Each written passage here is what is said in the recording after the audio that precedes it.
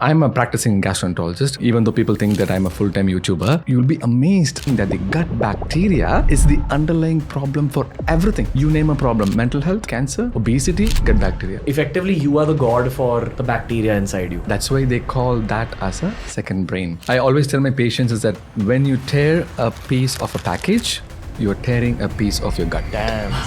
What is happening is the biggest epidemic, Ranveer, is not COVID. 10 years from now, it's going to be multi-drug resistant bacteria. So people are going to die right and left. It's called superbug. So there's a whole universe inside you. Wow. So if you've basically come out of a vagina instead of come out through a C-section, you're technically healthier for life in some ways. Pretty much. People think that social drinking is okay. When I grew up, if my father knows that I drink a sip of alcohol, I'll be outcasted from the community. In US, if you say I don't drink alcohol, they're coming to you and then saying, is everything okay with your health? Liver is also an organ that cannot keep on saving you for the rest of your life. Wow, I love this conversation. As I'm heading into my 30s, I'm noticing that both myself as well as all my friends of my age are more and more concerned with health. This year, I've been loving all the biology-based conversations we've been doing on TRS. We've been getting medical professionals to talk about their own subject. Today's guest, Dr. Manickam, has spoken in detail about our digestive system. Now, you might think that your digestive system is a very tiny part of your body. It's just one function, but in truth, it's related to everything that's happening in your body. And in many ways, it's related to what's happening in your mind.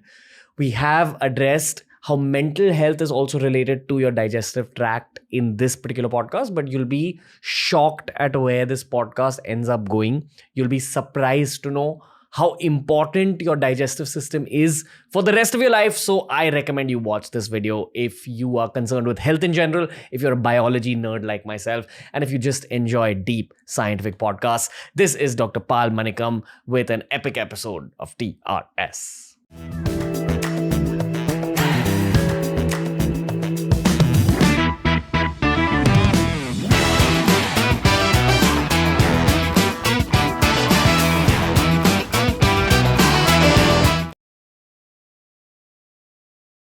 Dr. Manickam, welcome to TRS. How are you, good sir? Good. Thank you for having me, Ranveer. Thank you. Okay, where do we begin this medical conversation? You know that medical conversations are being loved by our audiences lately. Oh, is that right? Good. That's good. Yeah. That's good for me. Why do you think people have suddenly gotten so deep into biology? Maybe after COVID. Yeah. People care much more about their body. I think so. And I see this trend in younger people that they want to prioritize themselves, which is a wonderful thing because that's my channel tagline. My mama, my uncle, is very passionate about biology, but he's grown the passion recently. And every time I meet him, he'll give me biology inputs. He'll say that, listen, you need to eat this for your gut and that for your gut. And it reached a point where he was very worried and he was telling me. And I told him that I know a lot of these things. He's like, no, how do you know? I don't think you know. And I told him that I think that his friend circle and people his age don't care that much about biology and health. But when you come down to people my age, at age 30, you know, where our bodies are starting to age a little bit, everyone talks about health. Right. Everyone talks about the right way to live, etc. Right. Do you see this as the truth, like a bit of a generation gap in terms of how the older generation looks at health? No, absolutely. If you look at it, the average age population that people come to me for any problem is only at 45.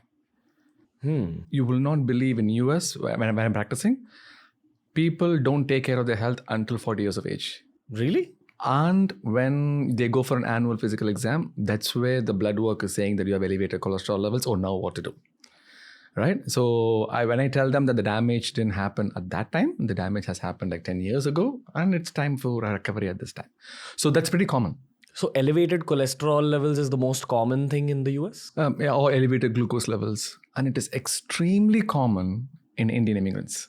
Extremely common. And I'm a gastroenterologist. I see the bread and butter of my practice is doing colonoscopy. Colonoscopy to look for colon cancer. Any precancerous colon polyps. These are like small growth-like projections inside the colon. I do an endoscopy from your anal orifice to go inside all the way into your large intestine and then see whether these growths are there.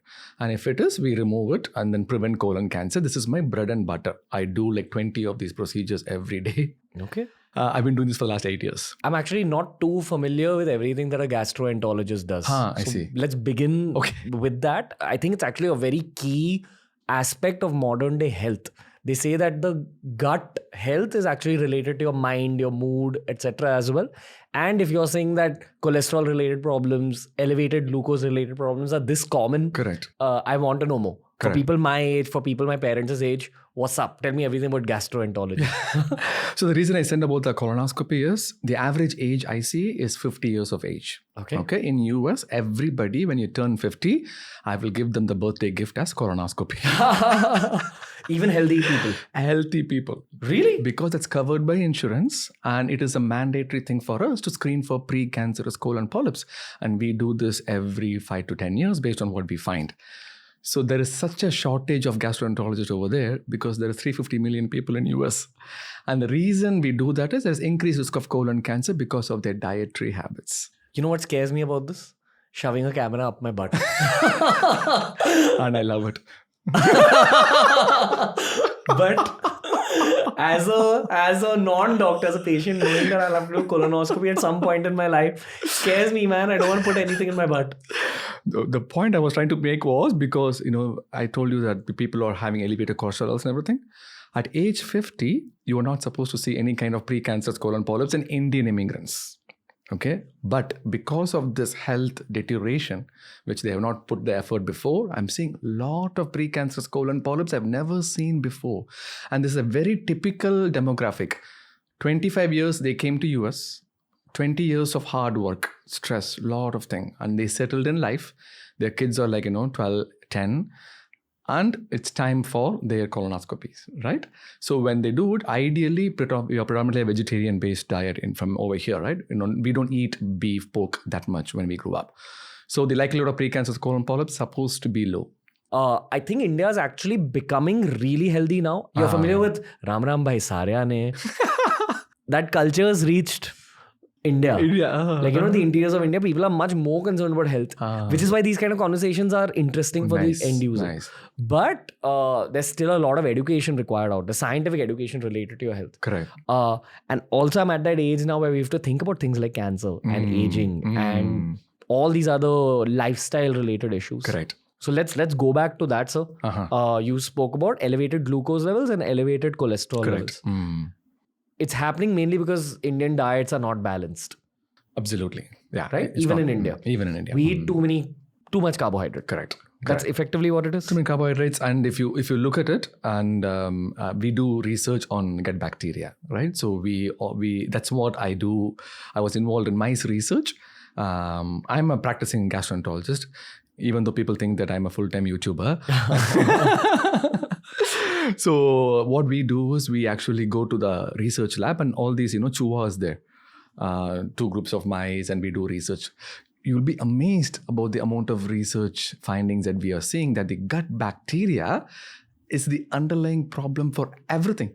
What do you mean everything? You name a problem: mental health, gut bacteria; cancer, gut bacteria; obesity, gut bacteria. In general. Let's go into the ABCs. What is gut bacteria? So when we say gut, people think that it is stomach most of the times. So it is not stomach. It's mainly the small intestine and large intestine. You will not believe that every person, for you and me, we have 100 trillion bacteria. 100 trillion. The world population is only 8 billion. Okay. And even 100 trillion is 1 followed by 14 zeros. And the unique aspect is this 1 followed by 14 zeros bacteria is completely unique to you and to me. It is like a fingerprint and nobody can ever replicate it at all. Okay. And this is something that you have been feeding right from when you were born. 100 trillion, you said? 100 trillion. Okay. Okay. It's completely lined up. Imagine that it is from your oral cavity all the way to your anal orifice, like 100 trillion Firewala cracker in Diwali. It's being arranged like so close. Okay. So effectively, you are the god for the bacteria inside you. You are the god. You are the god. And that's why they call that as a second brain. So there's a whole universe inside you. It's completely different. It's like a Marvel universe over there. Why is it called second brain? So because all these bacteria needs to be monitored. Okay, whether you're getting good bacteria or bad bacteria, what is happening? Whenever you eat, for example, you serve me nuts and cashews now, right? So when I eat cashews, the bad bacteria and the good bacteria has to interact and then say, okay, this is good for me or not. So it's a constant monitoring going on. What do you mean interact? So the good bacteria and bad bacteria aligning the intestine constantly monitor what you're eating. Okay, and that secretes chemical mediators right there along the wall of the intestine, and that chemical molecule seep through the intestinal wall, goes into the brain, and makes you choose what you are doing. Okay, I'm trying to understand this better. So please correct me wherever I'm saying something wrong. By good bacteria, you mean things that are actually beneficial for your health, beneficial for your gut, probably help you digest food better. Correct. By bad bacteria, do you mean germs of some sort? No, everything is germ. So the concept is that these bacteria, even though always we have blamed bacteria as a bad thing, right? Infection, we give antibiotics and we don't want bacteria, but that's not true. Throughout from ancestors' life, we have had a symbiotic relationship with bacteria. What we mean by that is we need them, they need us. They live inside us and we need them in order to digest our food. Correct, which we are not given genes at birth by God for not digesting certain food particles like complex carbs. Okay. So for example, I'll tell you an example. So let's say that you are eating a complex carb. Okay, simple sugar. So let's say, having a maida biscuit, you eat it, it goes into your stomach, acid being secreted. So there is no organisms in the stomach that much because it's all acidic. Then it goes into your small intestine. So the small intestine is the site of absorption. So it absorbs everything. Oh, good. I love simple glucose. Oh, I love biscuit, everything. Good. And then when the biscuit goes down to the large intestine, there is nothing for the bacteria to eat. Bacteria doesn't feed on simple sugar. So bacteria, then what it does, it starts biting the wall of the small intestine and large intestine. Ooh. Because it needs food to live. So when you are creating a disruption in that barrier, that is where the problem is happening. That is right at the molecular level. We are looking at the state-of-the-art heart attack device that we are inventing, right?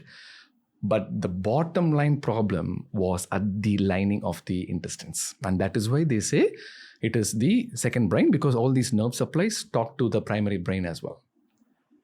Got it. And then it makes you do a decision. Let's say you want to eat this. Maybe it's not you. It's your bad bacteria that wants it. Let's talk about the nervous system a little bit. Basically, your brain, your spinal cord, and then your entire nervous system is kind of made of the same nervous tissue. Correct. Nerve tissue. Correct. Are you saying that your gut has more nerves connected to it? Yes, gut has something called enteric nervous system. This is called central nervous system, and the gut has enteric nervous system, and those neurons are sometimes even more powerful than your first brain. Why? Because they constantly interact. It's a two-way communication. The information goes from here, and the brain sends a communication over here and make sure that, okay, so this food is good for us. Let's make it hold for longer. Let's absorb all these nutrients. And this food is bad for us. Okay, let's just excrete it as soon as possible. You will not believe how much amount of impulses that is happening in that small connection. Basically, when Virat Kohli is playing a cover drive, he's played that cover drive so many times in his life and perfected it. Which is why when it actually happens in an international game, it happens like a machine. It happens automatically. Correct. But how often does Virat Kohli have to play a cover drive versus how often does Virat Kohli have to eat? That nervous pathway which allows him to play a cover drive is very well worked because he's a professional athlete. I see. But the nervous pathway for food in a human being is so much more important. Correct. Like food and eating is one of the most central aspects of human life. That's probably why the body has created such a strong nervous pathway between the gut and the brain. Yes. Because it's such an active part of our life. Yes, absolutely. Okay. Absolutely. Okay. Please correct me where I'm wrong. I'm just trying to understand. No, you're right. I tell an analogy. It's like, in Bhagavad Gita, I would say our gut is Lord Krishna and our brain is Arjuna. Really that? It's that big. Because our gut has its own dharma. And if we replace the Lord Krishna chakra with parotas, then Arjuna, Lord Krishna will tell Arjuna that some adharma is going on in the gut. You need to fight against your own body. It's how deep that is. It has to be a smooth, transient connection. And the most important thing is, it's not something that happens in the middle of your life or something like that. It happens right when you are born out of your mother's vagina. Vaginal delivery. Do you think that a neuroscientist or a neurosurgeon would also say the same thing? Neuroscientists always say that, brain is the biggest thing because, it has a master plan. Our gut might not be able to do that kind of master plan like brain. But the gut has a stronger potential to influence the brain in terms of your decision making. For example, so let's say that you're cravings for something, right? I was addicted to dairy milk. The reason that I was addicted to dairy milk is because whenever I eat dairy milk, my bacteria in my intestines is growing according to what my dairy milk wants. Oof. Right? So in due course of time, there is no good bacteria at all. Then that bad bacteria keeps on multiplying and it secretes dopamine right at the junction of the intestine.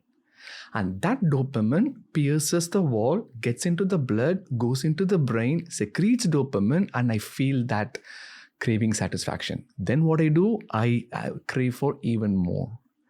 So this is a vicious cycle. And I keep mentioning that this is something that I did to my body on a due course of time. It didn't happen overnight or it didn't happen a month or two. Okay. So much to explore here. But let's go back to good bacteria and bad bacteria. Correct. So your good bacteria is there in your gut since childhood? Since when you're born. So I'll tell you, I'll take a minute to explain this. So you take 2 deliveries. Okay. One baby is born through normal vaginal delivery. And the other baby is born through a C-section. Okay. And we did research to find out which baby has a good bacteria, right? So when they are born, there is so much real estate because there is small intestine is like 22 feet long, large intestine is 5 feet long. There is so much real estate, fresh. There is no microbes, nothing.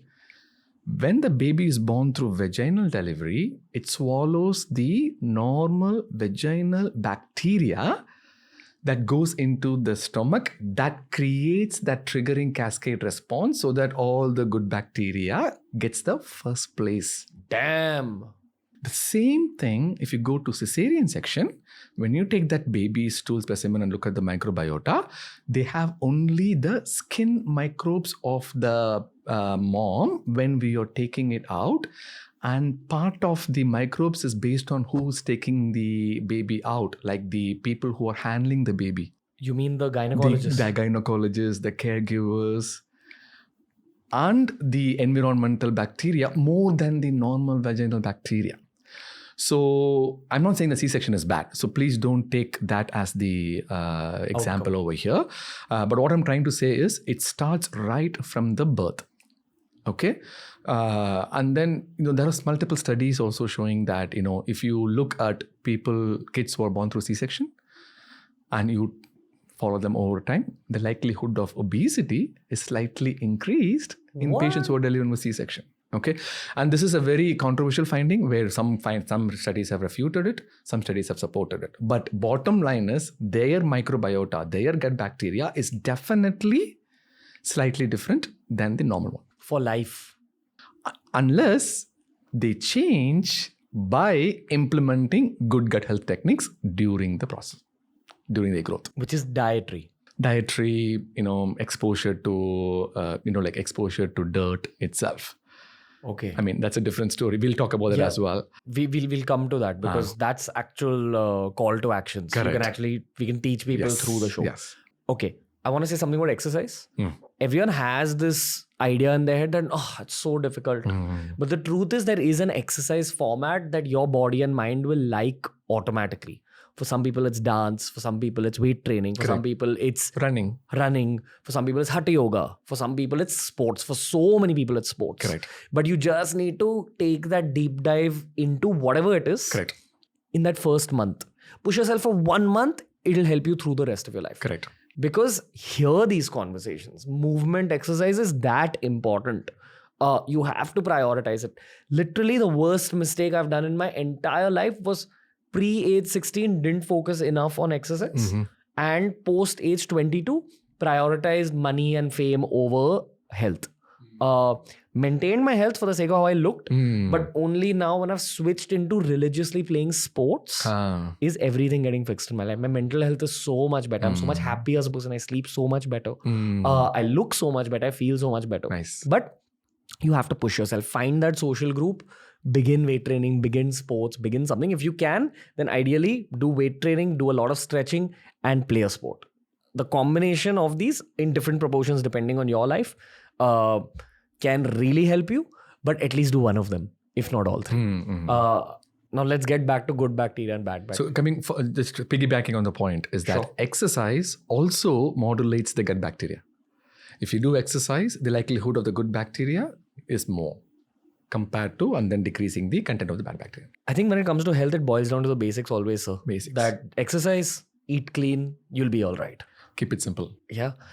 People overcomplicate diets nowadays. You know, like people have too many deep logics about diet, and you'll often see that the people who are not very healthy complicate diets a lot. Correct. I've seen this so much, especially with like the older generation. They have either not lived in a healthy way for a long time, or I have just discovered health. Then they'll say, no, you need to eat this. Don't eat this in this way at this time. Correct. But the truth is just eat clean, eat raw, eat organic. You'll be okay. We'll come to that later. Yes. Let's get back to good and bad bacteria. What is bad bacteria? Is it like the bacteria that you get by drinking unclean water, I'm assuming? No, not really. Not really. That is the really bad bacteria. Okay. So let's just classify this. So let's take Marvel Universe, right? Sure. So we have like, Iron Man, Hulk, Spider-Man, all these are like good guys. And we have the Thanos. Okay. And Thanos also have these like small bad guys associated with him. Our body will recognize Thanos and then will make sure that Thanos is not being activated. Okay, so that is taken care of by the immune system lining the intestines. So let's say you are eating a pav bhaji and it is contaminated. It goes inside and they know, oh, it is Thanos. Okay, so let's just stimulate the immune response and then it creates a cascade of events and they fight against Thanos and Thanos is done. And that's where you have like 2 to 3 days of fever, you have diarrhea, you have nausea, vomiting, and then 3-4 days after, you're all good. Because all this immune system doesn't happen with your brain. It happens at the lining of your small intestine and large intestine. It's called Peyer's patches. And are you talking about just fighting dietary germs or anything? Dietary germs is the main thing because that's a pathogenic oral ingestion of that bad bacteria. The same concept happens when you are exposed to, let's say, COVID virus or any other pulmonary lung bacteria. The same thing happens within the lungs fighting against the bacteria. This is for an oral thing that I'm talking about. Okay. Got it. And that is the baddest of the bad, right? But what happens is because of our dietary style, okay, so let's say that we don't have enough fiber in our diet, okay? Remember I told you that the bacteria needs fiber, okay? So let's say a baby is born through vaginal delivery, has a very good gut bacteria. How do we preserve that gut bacteria throughout? Is by just giving them fiber. If you have a lot of fiber, which is including fruits, vegetables and everything, then all this Iron Man, Hulk and Spider-Man keeps growing and all these bad guys keeps coming down. Then this good group will take care of you for the rest of your life. They will fight against any kind of bad guys. Okay. But what is happening during this industrialization in the last like 10-15 years mainly, this thing has gone down with all this artificial processed foods and everything. High calorie, high fat, low protein, low fiber. And this thing goes down and this thing goes up. This gut bacteria is malleable, which we can change it. But we need to feed it properly. If we feed bad things, the bad bacteria will grow. If we feed good things, good bacteria will grow. So this is a constant seesaw play that we are trying to adapt so that we can lead a longer lifetime. Okay. But you spoke about how good bacteria and bad bacteria interact. You said the absolute villainous bacteria is germs, like things you get which will give you infections. Infection, like Salmonella typhoid is an example of a baddest of the bad bacteria. But you're saying inherently in your gut, there is also something called bad bacteria. Inherently, correct. You get a mix of both good and bad gut bacteria. And that bad bacteria is there because of our modern day dietary lifestyles. Correct. And also exposure to environment. But if your good gut bacteria is more, it has the capability to control this environment. Okay. It's not 50-50. It's not 50-50, no. So in a very healthy person, someone who takes care of their body, etc. Say someone who's living also outside a city. Rural India, eating very healthy, eating clean, vagera. What is the proportion? We did a research on ancestral living. Current modern day living, there is a tribal community in Tanzania where they has a Hadza tribe, tribals. We did so much research on the stool microbiota over there. They have 1,600 diverse bacteria because they don't grow any animals, they don't grow any farm vegetables or anything like that. They hunt. That's where their general thing is, and they are successful in their hunting 1 in every 20 days. And in between what they eat plants, complex tubers, beets, nuts, fruits and tubers, where the complex carbs is so much. And coming back to the previous point that we discussed, that it reaches the large intestine and they are feeding the good bacteria. Keep going. So whenever you eat something, there are two things. You feed yourself first, then you need to feed your gut bacteria. So when you look at them, it's 1,600. When we did the research on a common American man, it's only 1,200. And this thing is passed on to generations. We have lost 400 good bacteria and there is no way to revive it. And my real scare is this thing is passed on to generations, and if it's like deforestation, okay, so we are killing trees and goes to the next generation, 25% is gone. We are killing trees, 50% is gone. There's no way to revive the trees, right? But with gut bacteria, if you are conscious enough and then replant the trees, replant the gut bacteria, it will be such a wonderful thing that we are doing for our future generations. There's actually my favorite YouTube channel is this channel called Best Ever Food Review Show. Where he goes to different parts of the world and he also shows the culture of the place. Oh, nice. So he had done a pretty graphic video, I think, with the Hadza tribe. It's not an easy watch, especially for vegetarians. It's something intense. But what you said, that they get a successful kill once in 20 days. Correct. So in those 20 days, they're just exploring, correct, collecting things and eating, which brings me to the process of evolution.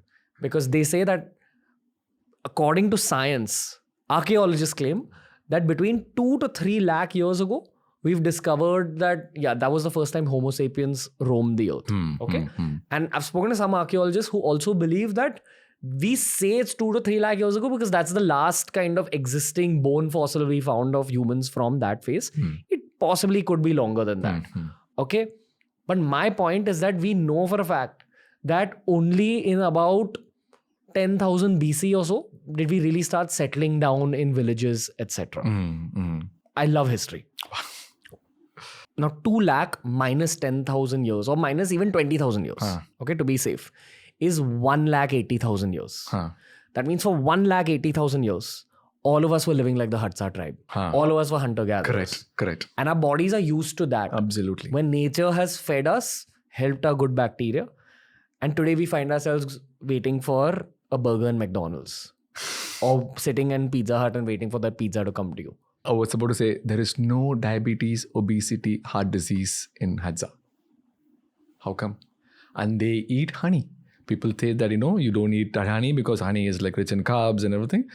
But they have developed that gut bacteria propensity that they're able to balance it. And then they are the only way the increase is of communicable diseases and very decreased non-communicable diseases. Yeah, one of the most beautiful and impactful books I read in my life was *Sapiens* by Yuval Noah Harari. He actually draws out a picture of what hunter-gatherer life was like. And one of the key features was that the world was your buffet. Like how you go to a buffet and you see different foods. Actually, you go out in a forest, you'll see mushrooms growing. You'll see fruits on trees. You'll see some leaves that are edible. Then you'll hunt a little bit. You'll get protein from there. You'll see something else. You'll eat that. You'll see raw nuts growing. You'll see some other kind of berries. And you're exploring so much that you're actually taking the best bits from nature. That's what our bodies are meant to do. Absolutely. And while exploring, you're also working your body because of movement. Absolutely. That's actually what your bodies are built to do. But again, that's not practical because even the people who are watching or listening to this podcast are sitting in their car driving. Correct. Or sitting at home. Correct. And this is our life now. Correct. We're in a concrete jungle. Correct. So all we can do is think about the future. No, absolutely. And the present also, which is why I want to bring you back to 2023, sir. Do you have anything to say about what I just said? So regarding the Hazda tribe, Wherever you want to take the the other thing that they did was, if let's say they have a hunt, they finished eating at sunset because there's no light. They have to finish eating at sunset. They have to have a heavy meal together. And then they had so much melatonin that you would ever think of. And they had a very good night's sleep overnight. All the growth hormone, every cell in our body has a sleep-wake cycle. Similar to how you go to bed at night and you wake up in the morning, every cell has a sleep-wake cycle. Active digestive hormones is from sunrise to sunset. And the trigger is the sunlight. Your sunlight comes in the morning and then you wake up and then all the digestive hormones are active. And then at sunset, it dies down. For example, you eat a samosa. It goes inside your stomach. It needs to be secreted by acid, digested by the acid, right? How is it doing it? The cells are opening. The projections comes in, pour the acid, digest the food, and then come back. So who is going to close that cell? You need a repair growth hormone that needs to come in the middle of the night when you are sleeping for at least 7 to 8 hours. So when melatonin is secreting, you're having good night's sleep, they're repairing all the stomach damage, and they're ready for the next day. Basically boils down to the basics again. Eat clean, exercise, sleep well. Coming back to your point of in modern day life, we cannot do this physical activity and eating this clean, but eating early can be done relatively if you can put a conscious effort into it. While the sun is out. Yes, eat while the sun is out, and when the sun sets, and that's it. Your dinner time should be done. And I have a wonderful research study to share regarding this. Sure. So I was involved in a research study where we gave pizza and burger example to a small group of mice from 7 a.m. to 7 p.m., sunrise to sunset. And then we gave the same pizza and burger from 7 p.m. to 7 a.m. to a different group of mice. 3 months later, we looked into what is happening in this group. And for our surprise, there was no weight gain at all in both. But a most important thing is when these mouse were fed between 7 p.m. to 7 a.m., their cholesterol levels went up, their glucose level went up, and their insulin resistance went up. And when you follow this for 6 months later, that's where the weight gain came in. So when somebody is putting on weight, the damage has been done before. And when you just revisit the feeding time, all the weight is gone. And that was a eye-opener for me. And then I started using that technique on my patients with fatty liver. And, fatty liver is fat deposit in the liver whenever there is belly fat. And I said, you can eat whatever you want to start with, okay? Just, I know you're very busy, you're a busy professional, you cannot do all the things I'm trying to say, but at least, try to eat your dinner by 7:30 p.m. or 8 p.m. maximum. This is a wonderful technique. I think I lost weight, so much weight and everything. And then I started doing that on myself. Then I lost weight. Then I started imparting that to all my YouTube subscribers, and I see this big change in the pictures that they are saying before and after. And I said, I think that this is not the holy grail, but I think this is one of a very sustainable method, which can be easily applied in your modern day practice if you just put this thought process together as a family. Yeah. The reason I get bored of giving people diet advice through the podcast or through my old fitness and health videos, like BeerBiceps started as a fitness and health channel. Correct. I got bored because actually it's really simple. Yeah. And I'm just going to be repeating the same things again. So there's a lot of people who are probably unhealthy right now listening to this podcast and taking down notes. But the truth is they've already heard all these things in their life. They've just not followed it. Okay. Which is why now I want to talk about my love life. Okay. Thank you. Tell me. How can I help you? That's an interesting conversation. Health. No. Okay. Love life. So there's a girl I like. Okay. Good. And I'm actually a pretty healthy guy, honestly. I get my blood reports done, everything. But she said that, you know what, man? She's a spiritual girl. So good. I hit the mark there. That should be a first checkbox. Yeah, of course. So she's a spiritual girl and she told me that you're healthy and all. You're spiritual, but you need to fix certain aspects of your life. And if you do that, then I'll consider dating you. Okay. I'm not even making this shit up. That's what's sad. Is she your subscriber? No comments. So now she's someone who sleeps at 10, wakes up at 4, 5. And that's always been my dream. I feel like in terms of health, that's the next stage for me. That I've fixed a lot of my diet, my exercise, but sleep I need to work on a little bit more. Okay. Now, there was a long phase during COVID where I slept at 6 a.m. and woke up at 2 p.m. And I was actually very productive in that phase. I don't know why. All my life I've been someone who stays up at night and I either study or I read or I write or something. Moved to this house in Warsaw and my studio is in my house. Okay, so it's very convenient for me to begin shooting at 11 a.m. etc. It's convenient for the guests. My whole day goes very well. Correct. So I was forced to start sleeping earlier. So from 6 a.m. I came down to 1 a.m. 1 a.m. And now I wake up at say 9, 10 o'clock, get good sleep, and then I wake up and I do these podcasts and then I live out my day. If I could fix my life from 6 a.m. to 1 a.m. for the sake of my career, I know for a fact that with that little power, focus, and with determination, I can easily switch it from 1 a.m. to 10 p.m. And that's what long-term exercise and diet has also taught me. That it might seem difficult, but as Dr. Andrew Huberman says, and he's become the legend of the world of biology online. Like his podcast has blown up. Correct. Everyone I know who's into health listens to Andrew Correct. Huberman. Yeah. He says that the single biggest deciding factor in bringing change in your life is your own focus. Correct. Of your mind. If you put focus on the problem, if you put hard work, you'll be able to switch up and you'll be able to change your brain chemistry. You'll be able to change all your neural patterns to actually fix your life. Correct. But it has to come from your heart. Correct. Like inside, you need to feel that determination to change it. Correct. This girl is beautiful. So you're going to change it. I will change it. Like it's too early right now.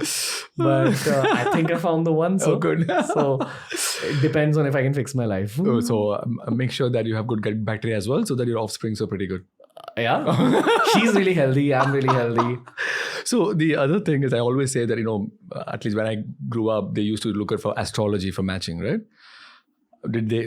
Will you do as well? Me? It depends on the girl. Depends on the girl. Okay. So for us, when I grew up, astrology was the top priority. Okay.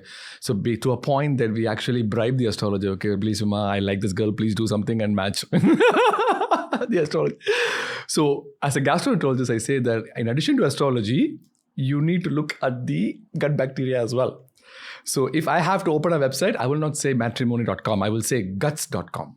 Wow. And then I will say the tagline is, marry me if you have guts. But there's science behind what you're saying. Absolutely. One obvious logic is that the mom's gut bacteria will have an impact on the baby's gut bacteria for sure. Very obvious. Through pregnancy, through childbirth, what you spoke about. How does the dad's? The environmental exposure, basically. So let's say like I shake hands with you. Okay. So our hand has more bacteria than our whole cells. Okay, so it's exposure. So when you're getting exposed to pets, when you're exporting dogs, and dogs are transferring the good bacteria to you. So it's all about the environment. Okay? Dogs also have good bacteria. Yeah, good and bad bacteria. So there is a study that said that children who grew up with dogs have less asthma. And the risk of allergic disease is slightly lower in those kids. And again, it comes back to the dog is going outside, playing with dirt, comes back again, and the kids are playing, and the transmission of bacteria is happening. So that kid is getting exposed to a wide variety of microbiomes that you will ever even think of. And coming back on the same lines that, nowadays with all this modernized world, there is no playing outside in dirt anymore. And we are playing dirt, not actual dirt, the dirt video game on the kids, on the iPad. So when you play in dirt, again, the same amount of microbes that goes in. And it is always better not to be overly sanitized. There's a kid who lives in my building. Sometimes on weekends, if my friends are not playing football with me, I'll just take my own football downstairs and I'll tell him to come downstairs and I'll play a passing game with him. Good. Okay, he's an athletic kid. So I read online that if you play barefoot, it actually helps you better with ball control because your nervous system is getting more used to controlling a ball. Perception. I told him to take off your shoes and play with me on the grass because it feels great. Correct. And you get major grounding because when you play barefooted on the grass. He said, I don't want to, bro. It's dirty. The mud is dirty. Oh my God. And I was looking at him like, I've heard that before. I see. I used to have a lot of relatives who used to tell me the same thing, mud is dirty. But I've had a lot of people come on the show from different backgrounds who've spoken about the beauty and the benefits of mud. And you're a doctor who's saying the same thing again. Let's talk a little bit about dirt, mud. What's the deal? So there's something called hygiene hypothesis. Okay. So as a gastroenterologist, we see a lot of autoimmune diseases now, like inflammatory bowel disease, ulcerative colitis, Crohn's disease. What it essentially means that your body thinks that your colon doesn't belong to you. Your colon is foreign. It shouldn't be in your body. So all this immune system starts activating up and then starts eating up your colon. This was not common in India at all. And now 25% of my population is Indians. And the reason is that we go back, people say it might be genetic, it might be exposure, but one of the reasons is hygiene hypothesis, where we are overly protective of our kids, overly protective of our, Indian culture is, anything can happen to me. Nothing should happen to my kid. Correct? But by protecting them overly and not exposing them to dirt, not playing them, not letting them play with dogs and everything, the population of bacteria that they are getting exposed gets decreased. And this bacteria interacts with the immune system. Our immune system is hyper, Ranveer. Okay, it's like me. It keeps hyper. It's always on the go. Has to do something. It keeps take the bacteria out and then says good or bad. Oh no, good. Okay, keep it. Bad, no. You need to keep on giving some good things to the immune system to do. If it is bored, it starts eating up your organ. Okay, so when you are playing in dirt, it says, oh, good. Bad bacteria, good. We'll discard. Good bacteria, we'll keep it. But when you're in overly sanitized environment, the immune system doesn't have anything to do.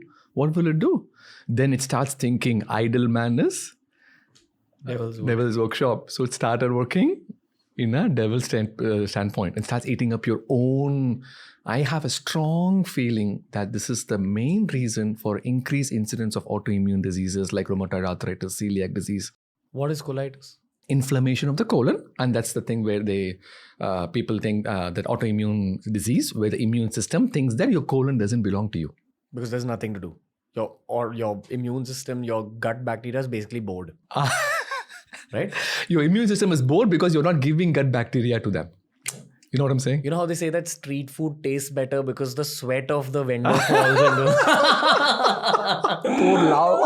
That sweat is basically protecting you from autoimmune problems. Correct. Is that what you're saying? It could be. Like in a way. In a way. Okay. But that doesn't mean that, you can go on, like a very, let's say hospital environment, right? You drop the chocolate on a home floor.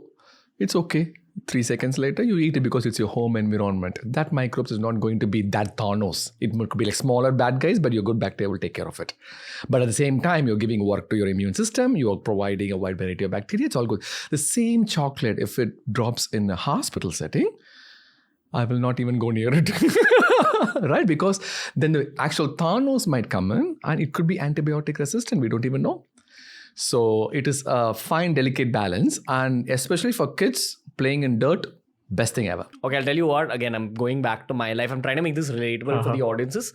I'm from a family of doctors. My mom literally never let me and my sister eat street food when we were kids. So my first street food experience happened in college. And I used to fall ill a lot in college.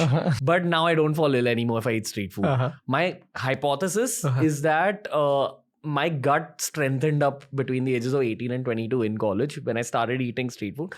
And I see my mom falling ill a lot, even if she eats if she eats restaurant food, even like once, twice a week, it's harsh on her body, She's not able to take it. Of course, there's an age factor, etc. But I personally feel that in India, where we grow up, our guts become much stronger compared to a white boy or white girl who comes here and gets Delhi belly.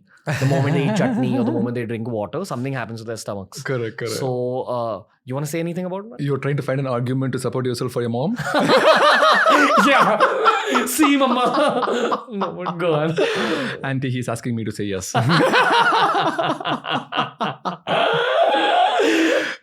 on. But maybe in 18 to 22, that's where you had your change of lifestyle as well. Yeah. Right. You exercise more. You started doing this lemon chicken. Maybe protein was more, fiber was more, and maybe your gut bacteria started to change. Yeah. And that is something that you might have to think through as well. Okay. But what about this outside eating thing when and we'll get to a whole section on diet. But Street foods. yeah, or just generally living in India, living in an Indian city, you are exposed to a lot of rubbish here. Absolutely. But on some level it's harming you, but on some level it's also... It's good. It's good. It's good. It's absolutely good. Because the exposure to the microbes you'll never get in US. How do you get How? it? There is the infectious diseases that is available, that is prevalent in India is not even close to what is available in US. Okay, and yes, it is bad, right? Let's say severe tuberculosis, that's bad. But all these chota, small viruses, it's okay to be sick. And the biggest thing is, please, let me look at the audience and say, if you are having a fever, please don't take antibiotics right and left. Okay, only if it is absolutely indicated. Nowadays, even when there is IPL fever, they're taking antibiotics. What does antibiotics change in your gut? You remember the 100 trillion Firewala cracker? Yeah. Right from the oral cavity to the anal orifice, 50% is gone. It blasts your digestive system. It blasts the bacteria, good and bad both. Okay. And it takes a lot of time to repopulate again. How long? Maybe it depends upon individual, right? Sometimes if you have a good lifestyle before, maybe like 6 weeks, 8 weeks. Sometimes if you're bad to start with, it might even take 3 to 6 months. It's that bad. Usually when someone's prescribing antibiotics, they also give a probiotic, I believe. How much does a probiotic help? Probiotic, that's a very different story, but that doesn't help that much. That doesn't help that much. That's the story. Yes, it does help a little bit, but not that much. Remember, 100 trillion, 50 trillion is gone. Probiotic is not going to replace 50 trillion. Okay? The better way is if it is a viral fever, you don't need antibiotics at all. I did a reel on my channel that I went to a pharmacy store in Chennai and I said, I need Augmentin. And Augmentin is a stronger antibiotic, right? It's not amoxicillin. Amoxicillin is the number one antibiotic that you give for any pneumonia or anything like that, right? Augmentin is for an antibiotic where amoxicillin is not working. It's an even powerful antibiotic. So amoxicillin kills 50 trillion. Augmentin might kill 75 trillion. In US, you cannot even get amoxicillin without a prescription. You cannot walk into a store and get amoxicillin. Here, I showed to the audience that you can even get Augmentin easily without a prescription. Okay? What is happening is the biggest epidemic, Ranveer, is not COVID. 10 years from now, it's going to be multi-drug resistant bacteria. Yeah, you're saying there's going to be new bacteria, new diseases that come up. A bacteria that is resistant to antibiotics. It's called superbug. It's become resistant to antibiotics because human bodies just don't accept antibiotics anymore. So what happens is when we take antibiotics, the bacteria is smart. So you are... It's like Ramayana, Mahabharata, you have this is a bow and arrow that's coming. I know I have a shield now. So amoxicillin, I know what to do. So the bacteria forms a shield. So your bow and arrow is not working. So then what do? You go up and then you bring a gada and then you just break open. Then now there's another shield for gada as well. And there is this patient, 35-year-old pneumonia patient. Pneumonia. He died. Because he had probably done so much antibiotic-based treatment that his body just became immune to antibiotics. And this bacteria called Acinetobacter baumannii, we tried so many antibiotics, nothing worked. And it is not that he did it. It might be other people. So you taking an antibiotic for yourself is not, people may say it's my body, I can do whatever you want. No, that's not true. You are damaging the community because that antibiotic resistance is going to get out of you to somebody else. What? So the bacteria that is in your body, which is resistant to all these things, can get transmitted to other people as well. Damn. So if one family member is taking antibiotics regularly, it's affecting the gut bacteria in their kids' bodies, their husband, wife's bodies. And then they can transmit it to other people where then treating them is going to be very difficult. So it's just a ticking time bomb. A ticking time bomb. And there is this notion in India that only if a doctor gives antibiotics, he's a good doctor. Why? Because the fever will be gone right away. No, but why is this notion there in the first place? At least when I grew up, it was like that. Even it is now, because there is this tendency that, I need some medications to cure my body. That's not true. Your body is so smart. It'll be able to take care of itself. I always say that if you have a fever, if you take antibiotics, it will go away in 3 days. Okay. If you don't take antibiotics, it'll go away in 72 hours. How do you raise a healthy kid in the modern day? Other than the obvious ones, which is, okay, I'll pitch you some ideas. You tell me where I'm going right and wrong. Lots of water. Keep the kid hydrated. That's the base. I personally would love to feed my kid a lot of raw veggies and fruits from a young age. Again, I don't know too much about raising an infant. Like, I don't know why they give infants Cerelac. I'm sure there's logic behind that. Baby food, all that. Correct. But the moment the kid can absorb vegetables, I'm going to shower that kid with like vegetables and fruits. Correct. I'm going to ensure there's regular exercise. I'm going to really take care of my kids' sleep, which in the modern day means I'm going to take away screens 2-3 hours before bedtime and play with them, etc. But ensure they sleep really well. These are my basics. Ideally, I would not like to raise children in a big Indian city, but I have the luxury of saying that because my career is such that I can work Flexible. out of anywhere.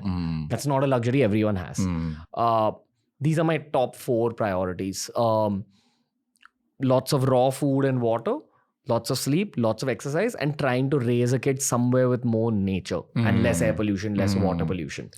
The 5th point is all this 4 needs to be done by the parent. What? The 5th point, all this 4 that you said needs to be done by the parent. Because your gut bacteria will... No, that's the first thing. That's where kids emulate the parent. That is the key.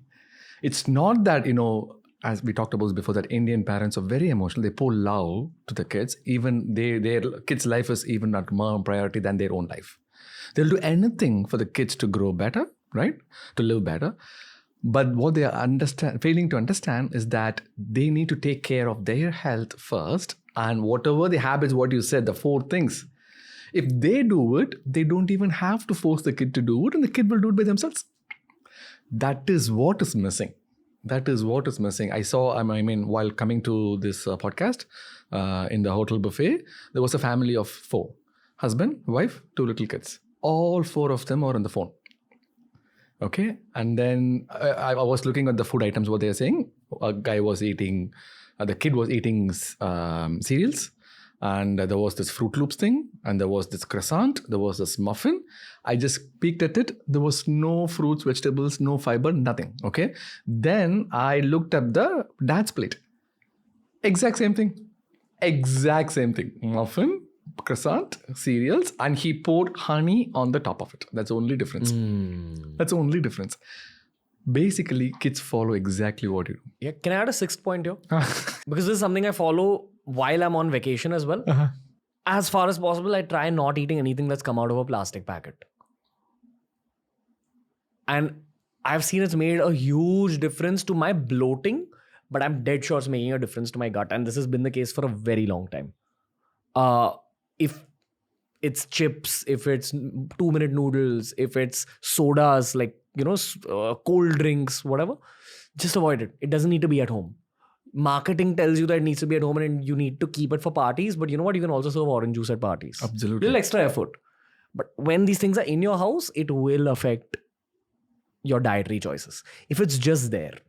I'm a pretty clean eater. I care about my lifestyle. But if this packet of chips at home or a packet of popcorn at home, I feel like eating it. Absolutely. Even today. It's just how the mind is wired. The concrete jungle is also built that. Correct. You just need to not keep these demons at home. Not fall for marketing traps. It will be a big difference. And people say that, no, but I feel like eating snacks and all. That's okay. Listen to your hunger, but don't keep the wrong snacks at home. Absolutely. I always tell my patients is that when you tear a piece of a package, you're tearing a piece of your gut. Damn, son. And it sounds very exaggerated, but that's true. The 100 trillion Firewala cracker has to be so close to get the connections right. And each and every time you tear a package, you're creating gaps. And through the gaps, the chemicals goes inside the body. Let's take table sugar as the base. I also want to talk about jaggery and sugar alternatives. And you know what? I'll also put fruits in that category because I think people overdo it with fruits. One serving of it, it's fine, but not all the time. It's not a snack replacement, etc. Vegetables, I won't say the same. So please correct me if I'm wrong. But let's start at these common aspects. I eat minimal table sugar oriented items. Oriented item. In terms of anything that's sweet, as far as possible, I avoid it. It's just how. Okay, good. So you stay away from sweet. As far as possible. That doesn't mean I don't eat sweet food. Okay. Once in a while, etc. I do eat fruit once a day, and I like getting sugar from that, and I eat it as my first meal. Am I doing something wrong, right, overall? Please correct me. But I want to take sweet as a taste, as a concept, because it's one of the most common problems that people face while trying to undergo weight loss or while trying to get fitter, that they have too much of a sweet tooth.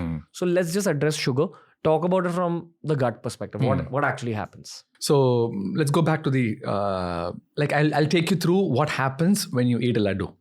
Sure. Whatever you are eating, right? So it goes down your oral cavity, esophagus, stomach, and we talked about the stomach acid secreting this, and then it goes into the small intestine. That's where the action happens. Okay. What happens in your small intestine? Loves simple sugar. Simple sugar. So when you take laddu, is white sugar, and the soda, it's all sweetened sugar. So then it gets easily absorbed. Okay. Then it goes into the colon. Okay. Then it goes into the colon. And there is no food for the bacteria in the colon. Why? Because they cannot feed. There is nothing left. Everything, all the simple glucose is completely absorbed in small. So then it starts eating the lining of the intestine. Because the debris has triggered the awakened state of the colon. Ki something has entered. Then the bacteria gets released and it doesn't find anything to eat, so it starts eating the worms. And also, even if something has entered, you need to feed the correct thing for the bacteria. If not, it's hungry like what we are. When we are hungry, we look for food. Doesn't matter the food is available, they will create their own food. Okay. So that is the starting process of all this, right? So then why I keep saying that it eats up that lining, that's very, very key, because that is the connection gets widened on the 100 trillion firewall cracker.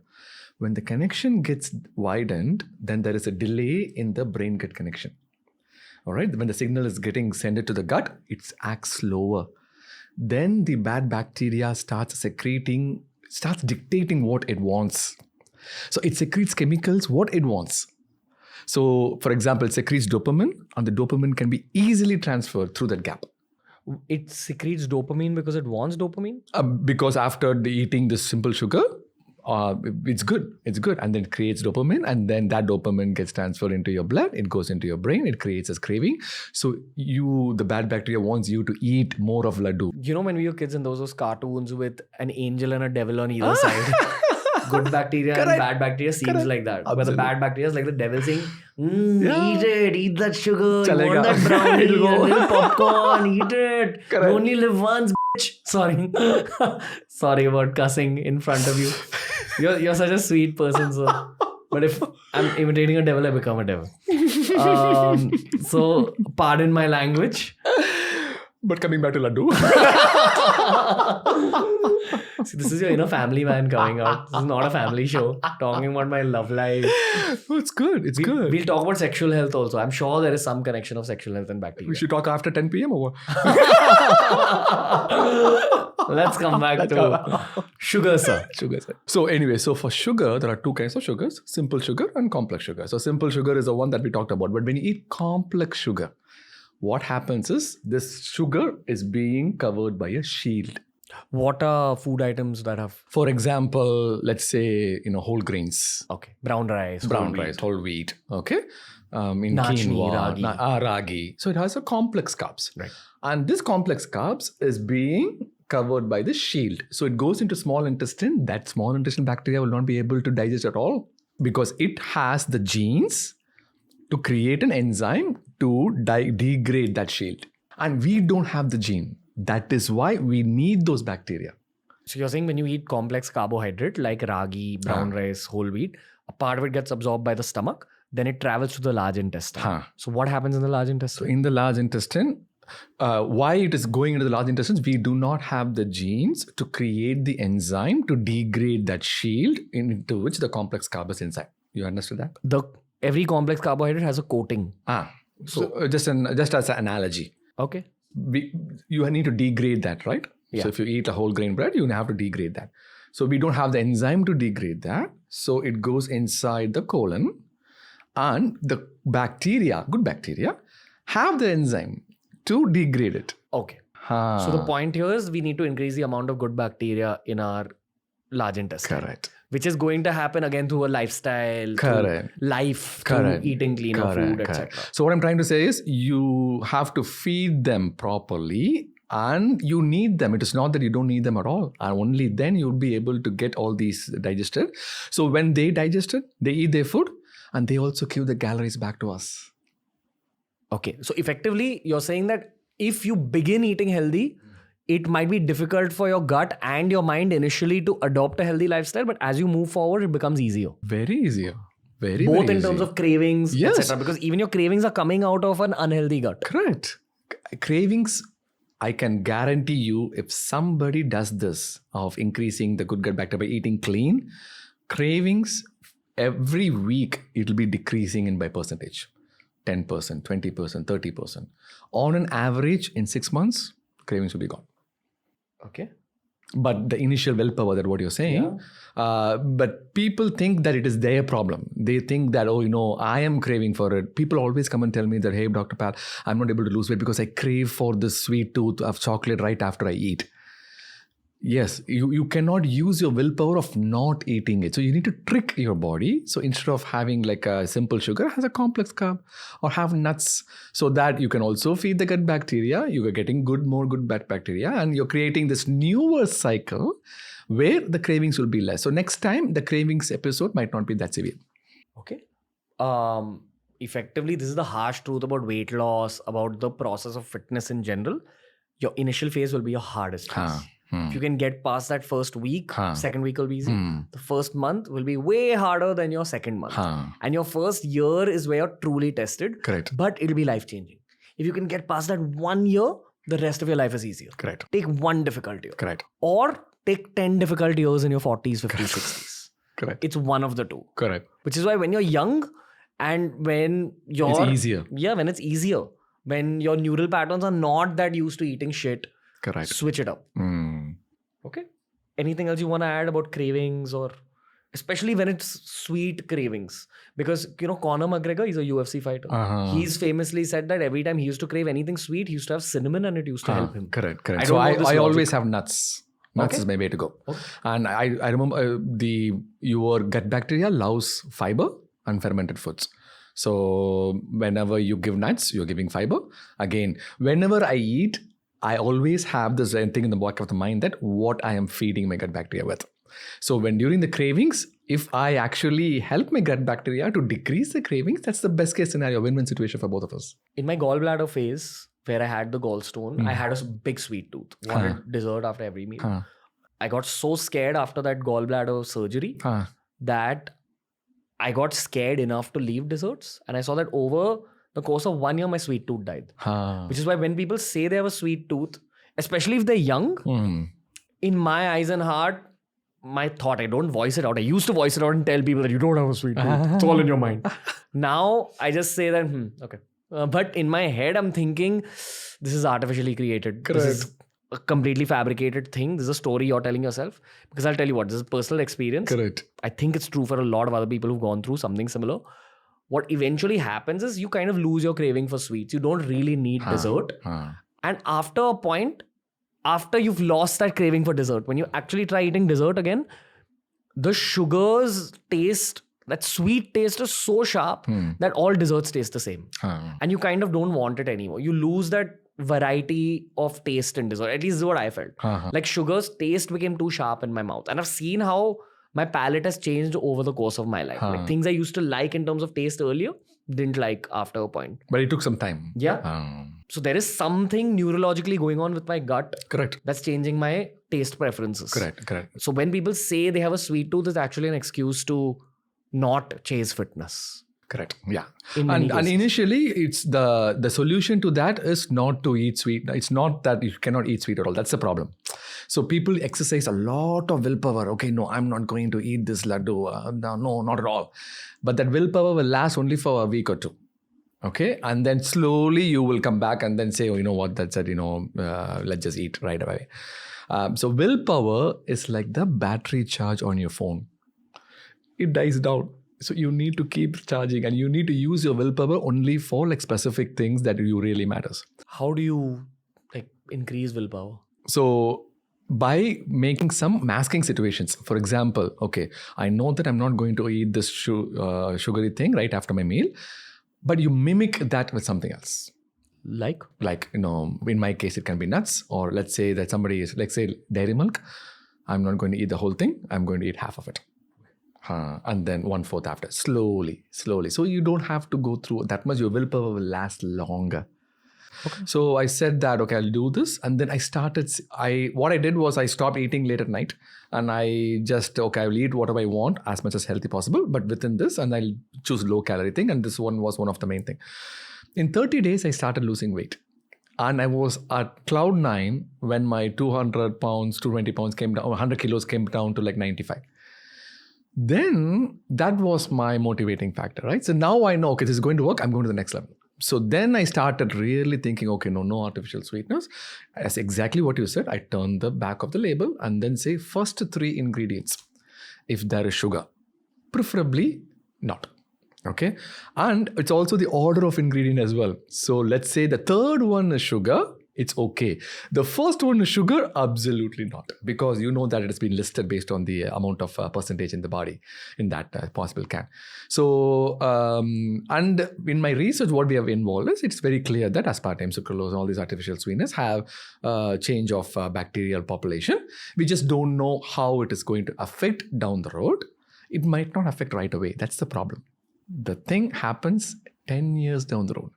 And that's why we need to inculcate good habits now so that it will reap us benefits in future. You need to do the boring stuff right now. That's effectively what it is. The more boring your life is, the healthier you'll be. Correct. It's like investment. Yeah. Lots of investment has to be boring. Yeah. Lots of health content creators get pissed off when I say that. But the truth is, the drier and more boring your food and life is, the healthier you'll be, the better you'll look. Absolutely.